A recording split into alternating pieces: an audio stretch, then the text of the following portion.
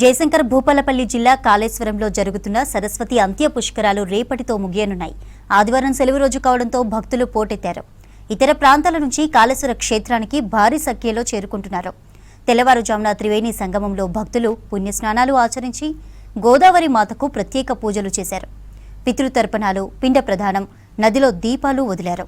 తర్వాత శ్రీకాళేశ్వర ముక్తీశ్వర స్వామి ఆలయంలో స్వామివారిని దర్శనానికి క్యూలైన్లో బారులు తీరారు. శ్రీ శుభానంద సరస్వతీదేవి అమ్మవార్లను దర్శించుకున్నారు భక్తులు.